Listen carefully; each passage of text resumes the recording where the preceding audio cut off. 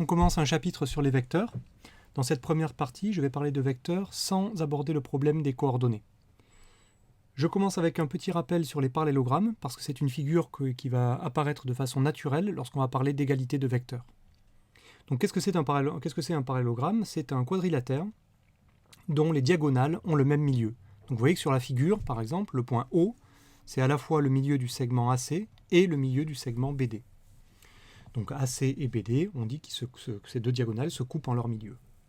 Alors ce qu'il faut retenir, c'est que pour nommer un quadrilatère de façon générale, on va choisir un sommet et puis tourner toujours dans le même sens. Par exemple, le quadrilatère que j'ai dessiné ici, qui est un parallélogramme, je peux le nommer en partant de A, en disant A, puis je vais tourner dans le sens des aiguilles d'une montre, dans le sens inverse des aiguilles d'une montre, donc B, puis C, puis D. Et donc j'ai donné un nom à mon parallélogramme en faisant ce chemin qui est A, B, C, D. Donc ça, c'est une façon de nommer correcte ce parallélogramme. Si, j'aurais pu aussi faire autrement, j'aurais pu partir par exemple du point C, et puis partir dans le sens des aiguilles d'une montre, cette fois-ci, donc C, puis B, puis A, puis D. Donc notre façon de nommer ce parallélogramme, c'est de dire C, B, A, D. Ça, c'est une autre façon de donner un nom à ce parallélogramme, ou à ce quadrilatère. En revanche, ce qu'il ne faut pas faire et qu'on voit, c'est que les élèves, parfois, le nomment, par exemple, A, C, D, B. Alors ça, c'est incorrect, parce que si je pars de A, et puis que je vais à C, puis D, puis B, vous voyez que ce qu'on obtient, c'est pas du tout un quadrilatère, on obtient en fait, ce qu'on appelle un quadrilatère croisé, c'est-à-dire c'est une forme en forme de papillon. Voyez, donc ça, c'est pas correct. Par exemple, le côté AD sur cette figure rouge n'apparaît pas. Donc c'est pas possible. Ça, c'est faux. Donc il faut faire attention, je répète, vous partez d'un sommet, et puis après vous tournez dans le sens que vous voulez, mais vous nommez tous les sommets en passant dessus à chaque fois. Bon. Alors, quelles sont les propriétés caractéristiques d'un parallélogramme? Alors, un parallélogramme, on vient de dire, c'est un quadrilatère dont les diagonales se coupent en leur milieu. Une autre façon de définir un parallélogramme, c'est ce qu'on appelle une propriété caractéristique, c'est de dire que les côtés opposés sont parallèles. Donc par exemple, si je dessine ça à côté, vous voyez que je peux partir par exemple d'une première droite comme ceci, voilà. Je vais faire une deuxième droite qui lui est parallèle, comme ça. Et puis je vais prendre deux autres côtés parallèles, deux autres droites parallèles. Et la figure que j'obtiens, c'est encore un parallélogramme. Donc, je répète, pour qu'un quadrilatère soit un parallélogramme, il suffit que les côtés opposés soient parallèles. Une dernière propriété caractéristique, c'est le troisième point ici, enfin le deuxième point de la propriété donc. Troisième façon de définir un parallélogramme, c'est de dire que les côtés opposés ont la même longueur. Là, c'est lorsqu'on a un quadrilatère non croisé. D'accord? Donc, par exemple, vous voyez bien que sur cette figure-là, ce côté-là est la même longueur que celui-ci, et ce côté-là a la même longueur que celui-là.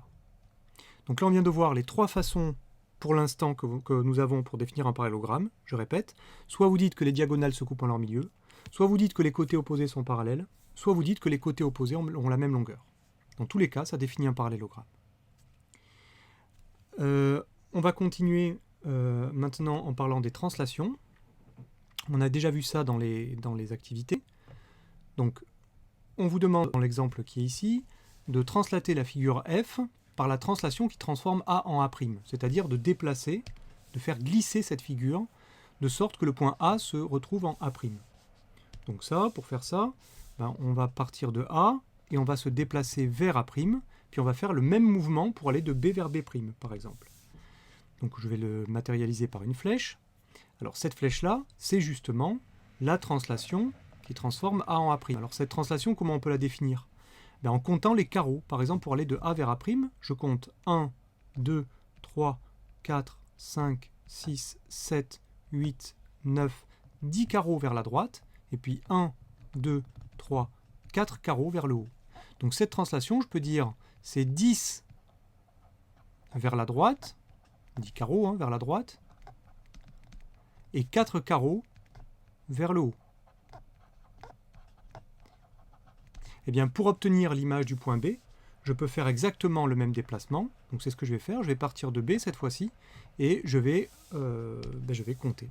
Donc 1, 2, 3, 4, 5, 6, 7, 8, 9, 10. et puis 1, 2, 3, 4. On obtient ici le point B'.